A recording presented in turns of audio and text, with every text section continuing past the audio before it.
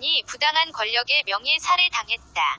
명예로 살던 군인이 죽었다. 세월호 사찰 혐의를 받다 투신한 이재수 전 기무사령관 이야기다. 그에 대한 좋은 기억들이 있다.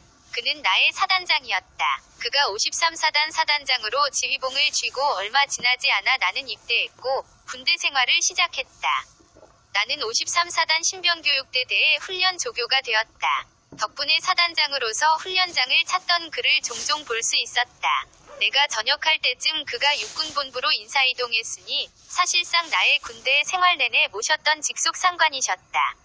육군소장 이재수, 당시 그의 계급이었다. 별두 개가 달려있는 군인은 사병들에게 마치 신과 같은 존재라고 한다. 헬기를 타고 지나가던 스타의 말 한마디에 산을 옮겼다고 하는 군대다 많은 남자들의 술자리를 빛내는 흔한 군대 이야기이다. 그러나 나는 그런 이야기에 한 번도 공감해본 적이 없다. 군 시절 동안 내가 봐왔던 투스타는 하늘에서 내려다보며 말 한마디로 산을 옮기는 신과 같은 존재라기보다는 훈련장의 흙먼지를 뒤집어쓰고 교관 조교들의 행군길에 함께 나서며 신병들에게 안부를 묻고 나던 리더였기 때문이다. 그는 자주 훈련장을 찾았다. 사단장이 온다고 부대가 청소하느라 뒤집어지지 않도록 별다른 언질도 없이 훈련장을 찾아 종종 대대장을 당황케 하기도 했다. 신병들이 훈련하는 모습을 지켜보며 그들 한 명 한 명이 군인 한 명이 몫을 할 수 있도록 확실히 훈련하라고 지시하곤 했다.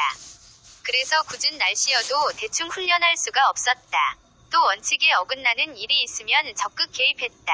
교관이나 조교가 훈련병들에게 정해진 수위 이상의 얼차려를 주거나 말년병장이 휴대폰을 몰래 반입해오는 등 군생활에서 종종 일어나는 일도 그냥 넘어가는 일이 없었다.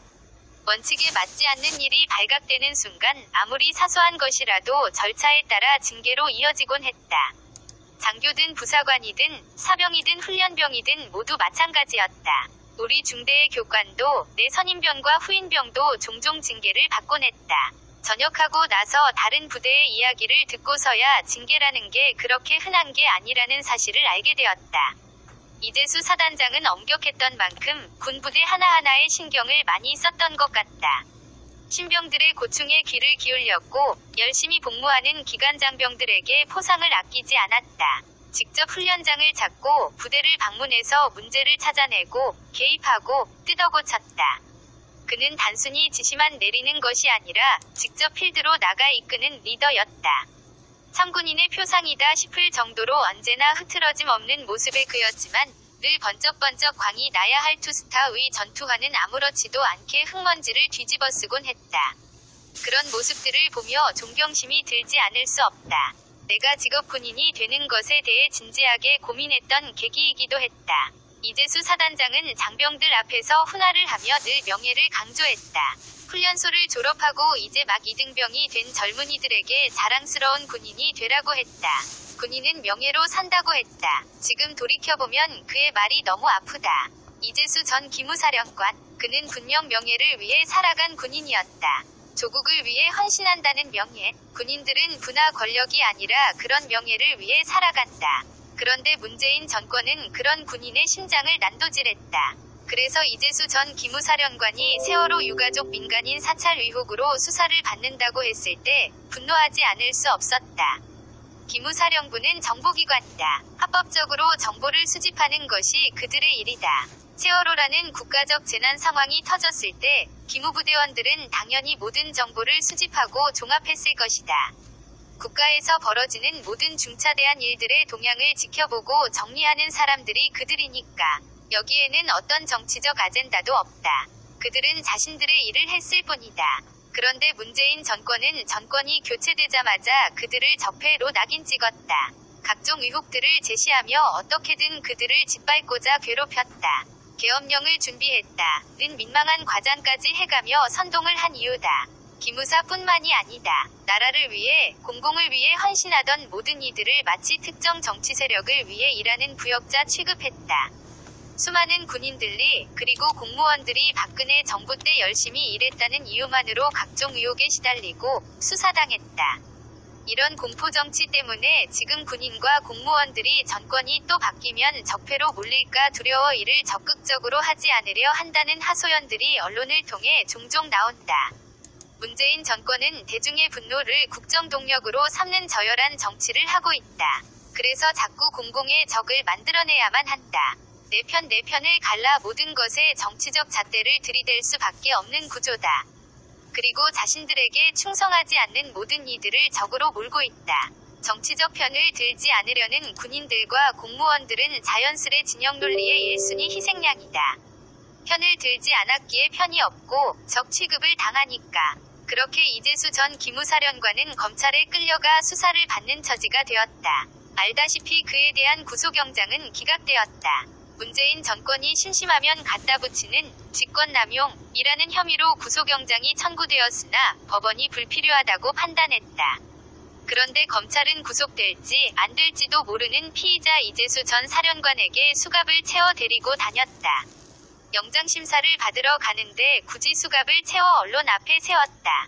그렇게 이재수 전 사령관은 마치 죄인이라도 된 듯 카메라 플래시 세례를 받으며 법원으로 향했다. 언론을 통해 나온 법조인들의 말에 따르면 흉악범이 아닌 이상 이런 경우는 매우 드물다고 한다. 수갑을 차고 법원을 향하는 이재수 전 사령관에게 쏟아진 플래시 세례는 그가 군인으로서 가슴에 품고 살던 명예를 난도질했다. 국가를 위해 헌신한다는 명예로 살던 군인 이재수. 성인이 되어 육군사관학교에 들어간 그 순간부터 군인으로서 살아온 사람이다. 그런 그가 정치 세력의 부역자라도 된 듯 죄인 취급받으며 법원으로 향하던 날, 그는 군인으로서 사실상 사망한 셈이다. 그는 유서에 지금까지 한 점 부끄럼 없이 살아왔다고 말했다. 기무사와 기무부대원들은 세월호 유족들을 위해 헌신적으로 최선을 다했을 뿐이라고 했다.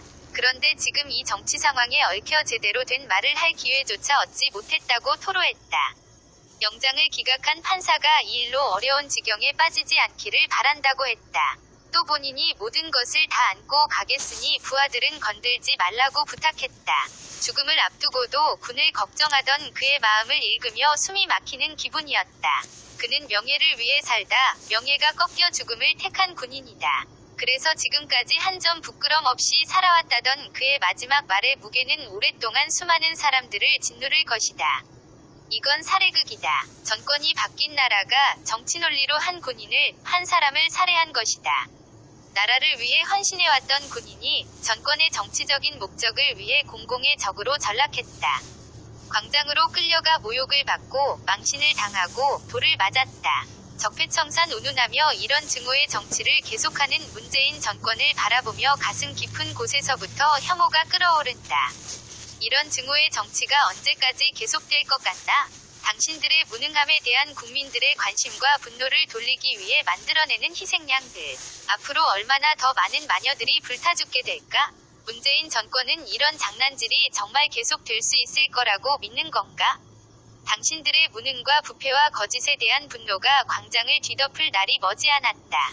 군인 이재수의 죽음을 기린다. 죽음으로 증명하고 싶었던 그의 명예를 기억한다.